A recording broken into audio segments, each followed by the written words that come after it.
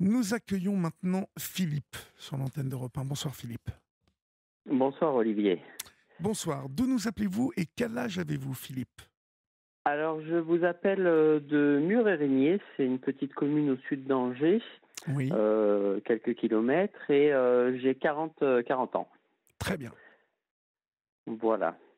Alors, qu'est-ce qui vous amène? Dites-moi.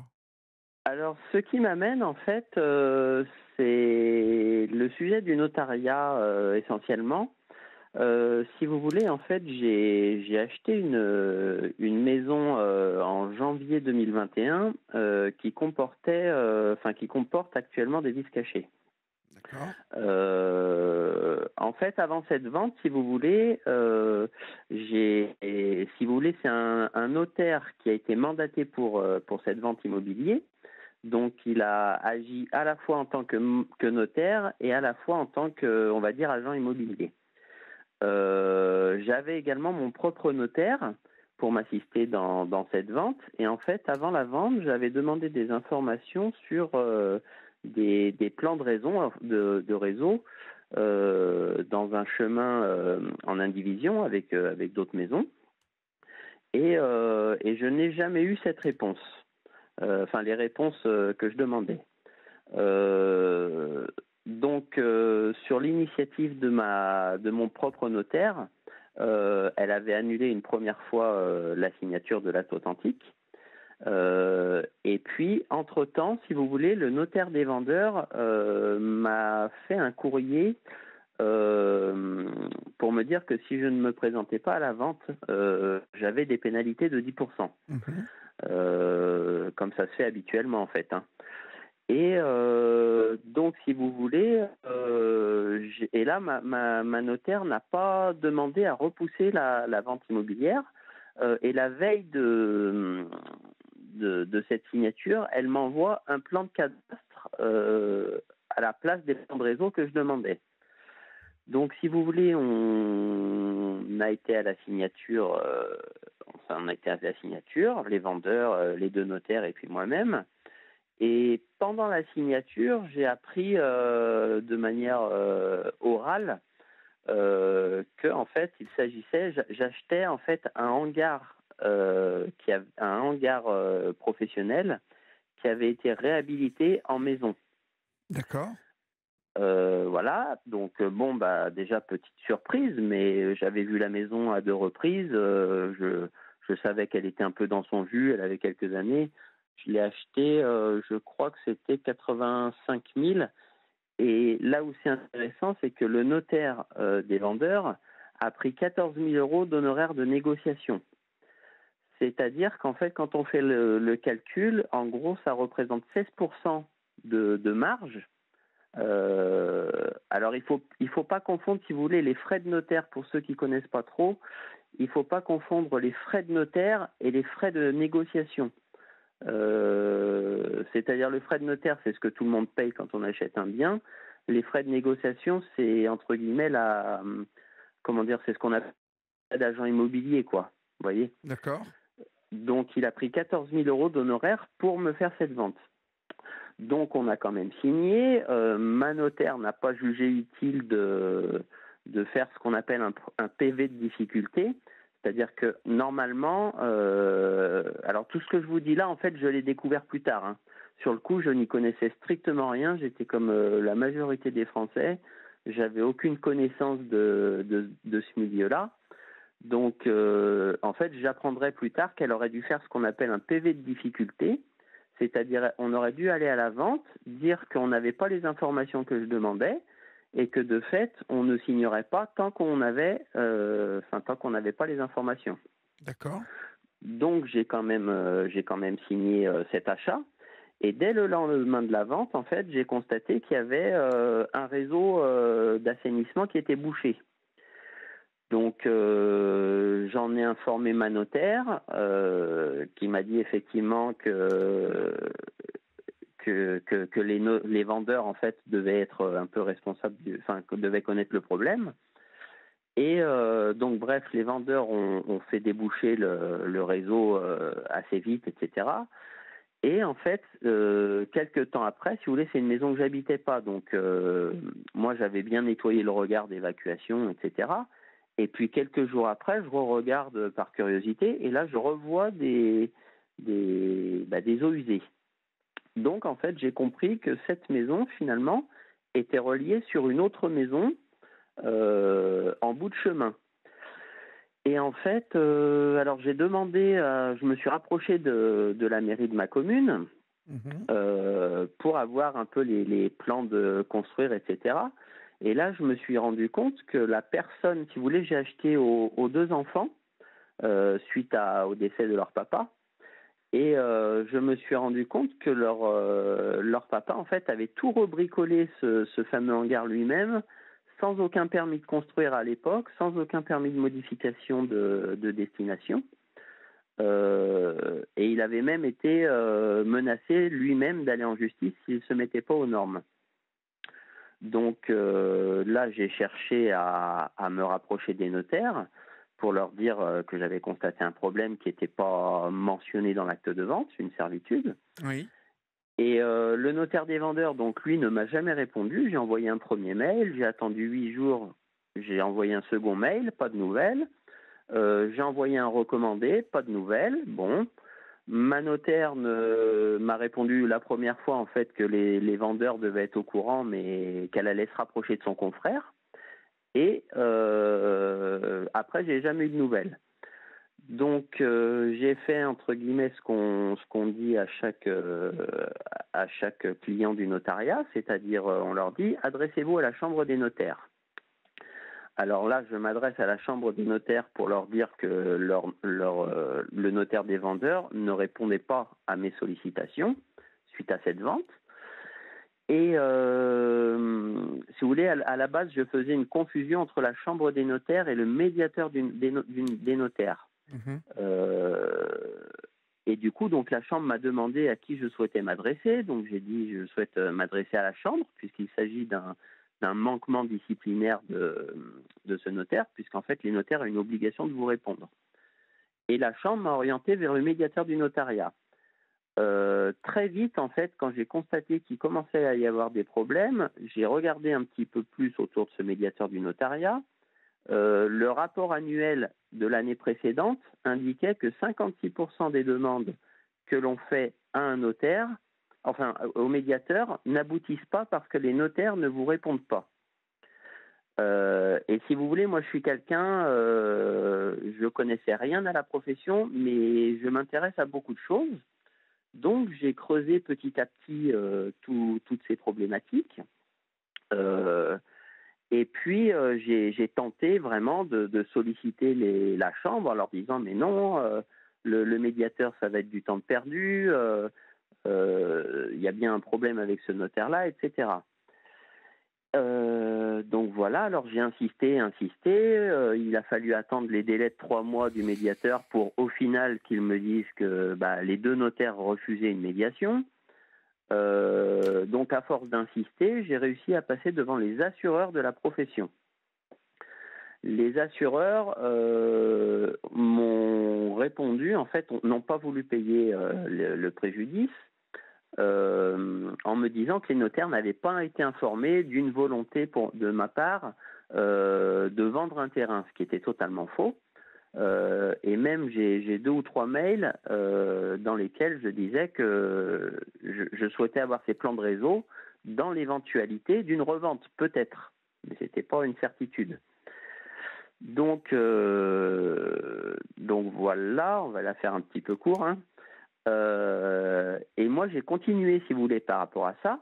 Et du coup, la chambre des notaires, tellement agacée, en fait, au final, comme elle ne me donnait pas de réponse pertinente, a porté une première plainte, donc à l'été 2021, une première plainte pour harcèlement auprès du procureur de la République.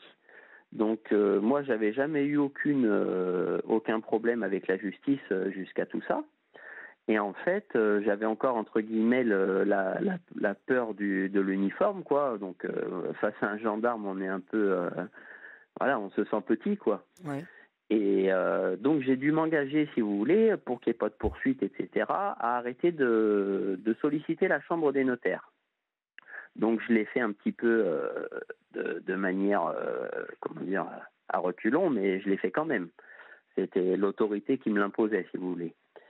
Et puis j'ai en parallèle, donc j'ai entrepris de me rapprocher d'un avocat spécialisé en immobilier, donc qui a commencé à instruire mon dossier, etc. Et si vous voulez, moi comme je cherche beaucoup les choses à comprendre, hein, j'ai commencé à questionner un peu les gens sur les réseaux sociaux, etc. Et là, je me suis rendu compte que le notaire des vendeurs, en fait, faisait l'objet de plaintes auprès de la Chambre des notaires depuis au moins 10 ans. J'ai recueilli des témoignages de 2 anciens maires proches de la commune, des personnes qui me disaient dans les réseaux sociaux ce notaire est un pourri, il a plein de casseroles au cul. Enfin, pardonnez-moi pour les pour le vocabulaire. Hein, à cette heure-ci, je Je vous pense en prie. qu'on. Donc, en gros, voilà. Alors, je me suis dit bon, ok, problème avec ce notaire. Et figurez-vous, en fait, moi, je suis jardinier paysagiste, donc je travaille également chez des gens qui ont les moyens, et dont un autre notaire. Je lui ai fait part de ma problématique.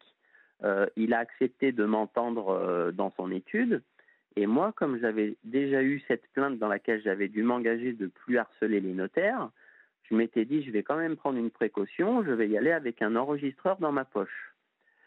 Et en fait, durant cet échange, ce notaire qui était mon client a admis que lui aussi avait des problèmes avec le notaire des vendeurs. Donc, je suis reparti de cet entretien, vous vous doutez bien, un peu, un peu agacé en fait. Oui. Et puis, bref, j'ai laissé faire parce que l'idée, c'était pas d'exploiter forcément cet enregistrement, c'était plus de me protéger. Et puis, au mois de mars 2022, donc quelques mois après, je rencontre un autre notaire parce que ma compagne, en fait, est en cours de séparation. Donc, elle a été voir un autre notaire qui était, dont l'étude est à une 40aine de kilomètres du mauvais notaire, enfin du notaire que je dénonçais. Et en fait, je me suis payé le culot à la fin de leur rendez-vous. Je dis, écoutez, j'aimerais vous faire part d'un problème. Je ne vais pas vous citer le nom de votre confrère, comme ça vous ne serez pas influencé. Je lui raconte un petit peu l'histoire. Et puis je lui dis, mais le problème, c'est que c'est un notaire qui qui fait l'objet de plainte depuis longtemps auprès de la Chambre, etc. Et là, il se prend la tête entre les mains et il me dit, je vois de qui vous parlez. Ma compagne était présente, etc. Donc, je me suis dit, là, quand même, il y a un problème. J'ai beaucoup de témoignages sur les réseaux sociaux qui me disent qu'ils posent des problèmes. J'ai 2 notaires qui me disent qu'ils posent des problèmes. Donc, j'ai pris l'initiative d'écrire au procureur de la République en mars 2022 en lui faisant une plainte pour lui dire, voilà, il y a un souci sur le territoire Sud-Loire. Donc, je fais ma plainte. Et puis, pas de nouvelles. Donc, jusqu'au mois de juillet, en fait, normalement, on dit souvent qu'il faut attendre 3 mois pour avoir une réponse du procureur. Donc, et puis, mi-juillet, n'ayant pas de nouvelles, là, j'ai écrit directement au procureur général, qui est le supérieur du procureur de la République. Mmh. Et alors, 3 semaines après, j'avais un appel d'un gendarme qui a été diligenté par le procureur, du coup par le parquet, pour mener une enquête sur ce fameux notaire. Il a mené son enquête, etc. Et puis il m'a fait un retour en me disant que pour lui, il ne relevait pas de faute pénale sur dans mon dossier, enfin dans mon dossier et même dans d'autres dossiers en fait avec d'autres personnes. Donc voilà.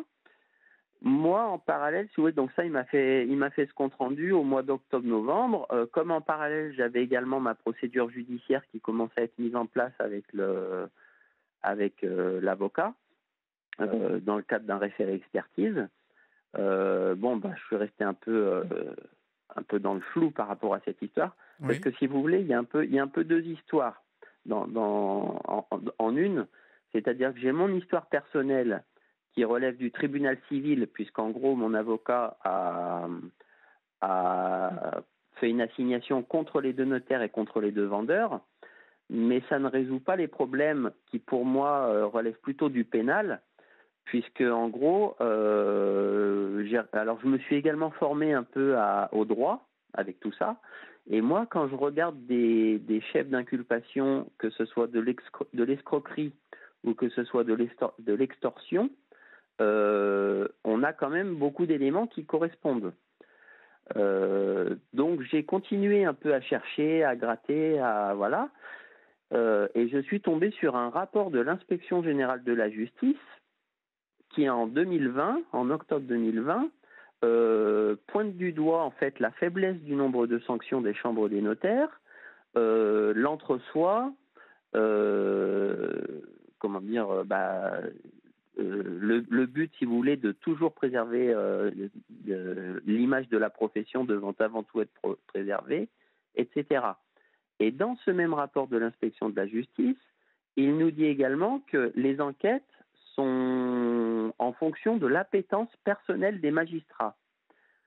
Donc ça, c'est un premier élément. Et un deuxième élément, c'est également que les magistrats se plaignent de manquer de formation et de compétences pour évaluer la gravité des manquements de notaires, si vous voulez.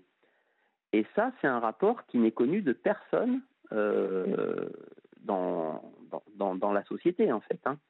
Et pourtant, il existe. Il est accessible. Rapport Inspection générale de la justice, octobre 2020.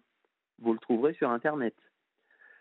Donc, ça a commencé un peu à me cogiter un peu plus. Et puis, si vous voulez, moi, dans mon activité personnelle, j'ai un peu plus de temps au mois de décembre. Donc, professionnel, pardon. J'ai un peu plus de temps au mois de décembre. Donc, je me suis dit, bah tiens, comme la Chambre des notaires d'Angers me dit que c'est pas un problème qu'un notaire confonde un plan de réseau avec un plan de cadastre, je me suis payé le culot, en fait, d'envoyer un mail aux 63 chambres des notaires en France, en leur disant simplement, est-ce qu'en termes juridiques, un plan de réseau, c'est la même chose qu'un plan de cadastre? Et en fait, là, alors j'ai été surpris, j'ai reçu qu'une quinzaine de réponses. La plupart des autres chambres m'ont orienté vers des numéros surtaxés ou m'ont fait ce qu'on appelle des non-réponses, un peu, en disant, dites-nous le nom du notaire, nanana. Donc, j'ai reçu vraiment 15 chambres qui m'ont confirmé ce que je savais déjà, en fait. C'est qu'un plan de réseau, c'est pas la même chose qu'un plan de cadastre. Mmh. Mais comme les assureurs semblaient dire que ça n'était pas un problème, c'est un point que je voulais éclaircir, si vous voulez. Et puis, suite à ces réponses, si vous voulez, j'ai commencé un peu à re-questionner le notariat un peu angevin, les gens, etc. Ce qui m'a valu une seconde plainte pour harcèlement également, donc à l'initiative de la Chambre, qui a porté plainte au procureur. Donc là, j'ai été entendu le 30 ou le 31 décembre 2022. Voilà, donc il a fallu, pareil, que je me réengage à plus solliciter, etc. Donc ce que j'ai fait, hein, par la force des choses. Et puis en parallèle, j'avais toujours ce fameux référé expertise en justice. Faut savoir quand même qu'aujourd'hui, j'ai 24 000 € de frais de justice qui sont engagés dans cette procédure. Donc, moi, j'ai un salaire qui oscille entre 2 000 et 2 200 € tous les mois. 24 000 €, en fait, c'est énorme. Vous m'étonnez. Voilà. Donc, je suis resté, entre guillemets, avec toutes mes frustrations, etc. Et puis, j'ai aussi beaucoup lu par rapport à toutes les choses en fait qui concernent la justice, qui concernent les procureurs, qui concernent le notariat, etc. Je me suis même formé sur un livre en fait qui parle de la responsabilité civile, pénale et déontologique des notaires. Je me suis tapé 350 pages, mais par plaisir, parce que j'y trouve un énorme intérêt en fait. Donc, je me suis renseigné, etc. Et puis, au mois d'août 2023, donc l'été dernier, Je lisais un livre d'Éric Dupond-Moretti, en fait, dans lequel il est dans Bête noire, pour ceux qui connaissent pas, c'est un très bon livre d'ailleurs. Et en fait, dans son livre, il expliquait que, en gros, dans sa carrière professionnelle, il avait eu à défendre des gens qui en étaient arrivés à commettre l'irréparable. Euh, et moi, finalement, parce que je tiens également une page Facebook Notaire de France, Brisons le silence, je l'ai volontairement appelé Brisons le silence parce qu'en fait, aujourd'hui, je trouve que dans la société, on est prêt à briser le silence sur des viols, sur du harcèlement, sur tout ça. Mais en fait, le notariat, aujourd'hui, je constate que personne ne, ne le remet en cause, en fait. Donc, je réagissais par rapport à ça. Et en gros, j'expliquais, mais est-ce qu'il faut aller buter un notaire pour avoir une possibilité de se faire entendre? Vous y allez un peu fort quand même, buter un notaire, J'y suis c'est... allé, j'y Ouais. suis allé fort. Je l'admets.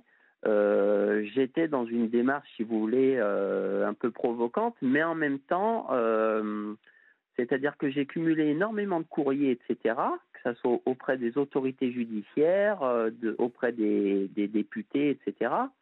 Et en fait, alors du point de vue de la politique, il faut rien en attendre, personne ne nous répond. Le procureur, eh ben, comme je vous le disais, euh, si, comme le dit le rapport de la justice, ils font leurs enquêtes en fonction de leurs appétences personnelles, en tant que justiciable, on se pose la question, on se dit mais est-ce qu'il a vraiment envie d'aller rechercher la vérité? Oui. Donc je réfléchissais et je disais, voilà, mais c'était une interrogation, effectivement. Alors ça a été interprété de la part de la Chambre des notaires comme une menace de mort. Là où moi, je défends plutôt une forme, entre guillemets, de conscience de soi, parce que j'ai des freins, voilà. Je n'ai pas envie d'être un assassin, bien évidemment. Mais je posais simplement cette question pour dire qu'est-ce qui reste au justiciable lorsqu'il fait appel à toutes les autorités compétentes en France pour, euh, pour tenter d'atteindre la vérité, et en fait que ça ne fonctionne pas. Parce que ce que j'ai oublié de dire, c'est que dans ma plainte au procureur, je citais le nom de 2 témoins qui n'ont pas été enregistrés et qui n'ont pas été auditionnés dans le cadre de l'enquête du procureur. Et je citais également ce fameux enregistrement que j'avais fait de mon notaire client, dans lequel il admettait qu'il avait lui-même eu des problèmes avec le notaire des vendeurs. Et cet enregistrement n'a jamais été écouté, lui non plus, par le procureur dans le cadre de son enquête. Donc il y a bientôt 2 ans maintenant. Bah oui, on est au mois de mars. Vous voyez, elle a 2 ans l'enquête. Là, elle est Mhm. ouverte, elle est toujours pas fermée.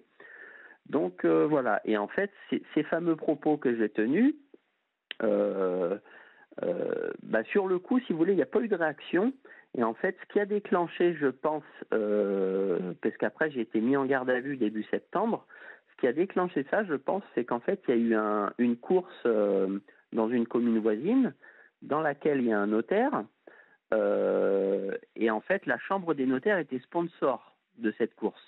Et moi, j'avais indiqué certaines personnes que je connaissais dans la commune, y compris des clients qui connaissent un peu le maire, qui connaissent un peu le notaire, etc. Je leur avais dit que j'allais aller à cette manifestation et puis interroger les gens pour savoir quel était leur avis un peu sur le notariat, etc. Et en fait, j'ai pas pu le faire parce que j'ai été donc placé en garde à vue. Le trail était le dimanche matin. Moi, j'ai été mis en garde à vue le vendredi 8 septembre à 14 heures.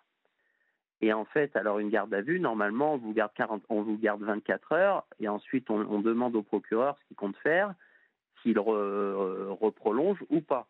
Dans mon cas, il a reprolongé jusqu'au dimanche 14 heures, ce qui tombe bien finalement, puisque ça m'a évité d'aller à cette fameuse course. Et puis voilà. Et ensuite, j'ai été déféré donc devant le procureur et puis donc convoqué en audience correctionnelle, toujours alors pour menace de mort et toujours pour harcèlement et puis pour ce chef d'inculpation de menace de mort. Voilà un peu mon schéma aujourd'hui, mon expérience. Mhm. Bon, vous y êtes quand même allé très fort, mais en fait, vous n'avez pas été entendu. Donc, à un moment, euh, vous vous êtes dit: il faut que je fasse un éclat, pour qu'on m'écoute», en fait. Oui, il y a de ça, il y a de ça. Il y avait certainement un côté provocateur derrière, une volonté de bousculer un peu tout ce petit monde. Mmh. Et puis surtout, si vous voulez, à travers ma page, en fait, que je tiens, j'essaye un peu de fédérer des personnes parce que je me rends compte finalement que quand je discute avec des gens, eh ben beaucoup de personnes ont des problèmes avec des notaires. Et en fait, si vous voulez, je pense que mon problème personnel, en fait, est symbolique de problèmes qu'ont beaucoup de personnes en France. Et du coup, par rapport à toute cette histoire, là, donc je suis en arrêt maladie là depuis tout ce problème parce que c'est vrai que en Oui, fait, c'est éprouvant. c'est éprouvant. Depuis mes problèmes, je prenais des anxiolytiques et tout. Là, depuis la garde à vue, je prends des antidépresseurs parce que on a besoin voilà, d'être un peu shooté, quoi. Mais et du coup, par rapport à toute cette période un peu finalement tout ce temps libre, m'a fait prendre conscience d'une chose, c'est qu'en fait ma problématique, si vous voulez, c'est que j'ai deux possibilités. Soit je cherche totalement à m'extraire de tout ça, mais ça me semble compliqué parce que j'ai un caractère où quand je me lance dans quelque chose, j'aime bien finir et bien le faire. Et je trouve un intérêt en plus à tout ça. Donc soit plonger dedans, et là en fait j'ai fait un site très récemment, là en fait je souhaite mettre en place un site que j'appelle l'Observatoire indépendant du notariat en France. Donc je vous donne l'adresse si vous le permettez. Oui. C'est oinf.fr simplement, www.oinf.fr. Et en fait, l'idée de ce site, ça serait d'arriver à fédérer des gens qui ont eu des problèmes avec des notaires, et en même temps également d'arriver à avoir une forme de regard contradictoire sur la profession, parce que effectivement, tous les rapports dont je vous ai parlé ne sont jamais mis à la connaissance du grand public. Et pour moi, c'est un problème, parce que c'est quand même une profession qui a un total monopole en France, Complètement. et, Mmh. et je Et qui a trouve un que pouvoir énorme. c'est un pouvoir énorme, et je trouve que c'est presque en fait un danger de ne pas pouvoir les remettre en cause, en fait, remettre en cause leurs questions, Mmh. leur monopole. Oui, c'est un monopole, oui, c'est un véritable monopole, vous avez raison. C'est un monopole, et puis en fait, par rapport moi à toutes mes recherches, c'est pareil, j'ai d'autres réflexions, parce que si vous voulez, aujourd'hui, en fait, quand on creuse, le monopole, il est uniquement dû au fait de pouvoir authentifier les actes. C'est-à-dire qu'en gros, le notaire, il est juste là pour mettre un tampon, pour dire j'authentifie l'acte. En gros, ce qui tamponne, ça fait loi. Ça a la même valeur qu'un texte de loi. Oui. Et aujourd'hui, avec tout ce qui est blockchain, les clés de sécurisation, etc., en fait, il y a plusieurs personnes aussi qui se posent la question si réellement le monopole aujourd'hui est toujours légitime, et si en fait il ne faudrait pas regrouper alors soit les avocats avec les notaires dans ce qu'on appelle une grande profession du droit. Mais en tout cas, aujourd'hui, il n'y a plus rien qui légitime totalement le monopole de cette profession. Voilà. Est-ce que vous vous êtes renseigné si, dans les, autres pays, il y a le même monopole des notaires? Alors, je n'ai pas approfondi dans d'autres pays. Je sais qu'au Portugal, j'avais vu un reportage. En fait, les notaires touchent beaucoup moins cher parce qu'ils sont assimilés comme des fonctionnaires, Mmh. par exemple. Et en fait, c'est là un peu, entre guillemets, leur force aux notaires, c'est que c'est une profession libérale qui exerce une mission de service public. C'est-à-dire que quand vous avez un problème avec une mission de service public, vous faites appel au défenseur des droits, et le défenseur des droits a toutes les capacités pour demander des informations au service public, etc. Là, quand vous avez un problème avec le notaire, c'est ce fameux médiateur du notariat. Et en fait, on est dans un entre-soi, en fait, dans du népotisme, Vous voyez, donc, et c'est ça la difficulté aujourd'hui, et je me rends compte, pour avoir échangé avec beaucoup de personnes, que les chambres des notaires ont quasiment toujours ce type de fonctionnement, c'est-à-dire que quand vous les sollicitez, soit elles laissent traîner, soit elles vous font ce qu'on appelle du non-réponse, etc. Et si vous n'êtes pas content, en gros, elles vous disent allez en justice.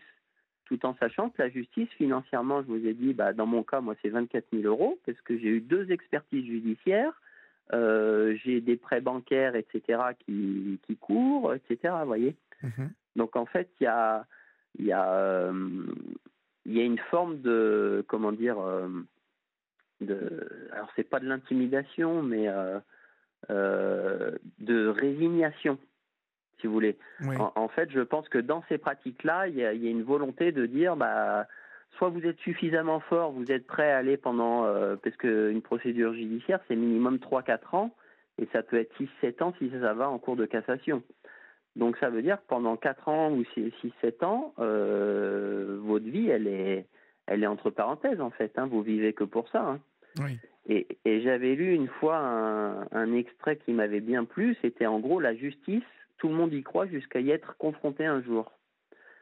Parce qu'effectivement, quand on n'y est pas confronté, on a une vision un peu extérieure, mais alors quand on est dedans, vraiment ça nous bouffe. Voilà, moi le mot qui me vient, c'est le mot bouffer. Donc voilà, Mmh. un peu mes Très bien, réflexions. très bien. Je ne sais pas vous, quel est un peu votre avis là-dessus, si Écoutez, vous... je ne connais pas vraiment, bien ces professions-là. Moi, j'ai, eu peu, affaire au notaire. Je trouve que le Ouais. peu de fois où j'ai eu affaire au notaire, c'est très, très cher. Heu C'est-à-dire que, alors des Alors ça, charges, c'est pas forcément de leur faute, ça ça n'est c'est pas de leur l'État faute, après. c'est l'État Ouais, qui se charge. tout à Donc fait. voilà, je je trouve qu'à chaque fois, c'est, l'État, sur les transactions se se beurre, quoi. Bah oui, oui, Ils nous piquent de l'argent, partout où ils peuvent nous en piquer, en fait. Donc c'est ça. eux se font l'intermédiaire et c'est vrai que moi, je suis très content de mon notaire, mais Ouais, je sais, de longue date, pour avoir travaillé dessus, dans le temps, qu'il y a un nombre de notaires qui magouillent, assez, incroyable. c'est ça. Et en fait, si vous voulez, ah oui, j'ai un autre truc intéressant à vous dire, à vous partager, c'est qu'en fait, ça fait longtemps que je cherchais des chiffres sur le nombre de notaires qui allaient en justice chaque année. Mmh. Et quand je pose cette question, alors je discute beaucoup sur des forums, etc., dont avec des notaires, hein, et la plupart, en fait, quand vous discutez avec des notaires, ils vous disent que le nombre de procédures, alors ils vous donnent pas le chiffre, mais le nombre de procédures ramené au nombre d'actes est totalement infime. Ça, c'est le discours du notariat, d'accord? Mmh. En creusant le rapport de l'inspection générale pas l'inspection, ça c'est le rapport du médiateur du notariat en 2022, il y a les assureurs qui nous disent que chaque année, ils reçoivent 4000 plaintes qui n'arrivent pas à être réglées avec le médiateur. Donc, dans les 4000 plaintes, il y en a quand même la moitié, donc 2000, qu'ils arrivent quand même à refaire passer devant le médiateur. Et donc, ça veut dire qu'on a 2000 notaires qui vont, enfin 2000 procédures judiciaires qui impliquent des notaires. Moi, j'ai fait un ratio tout bête. Je me suis dit 2000 notaires, enfin 2000 procédures.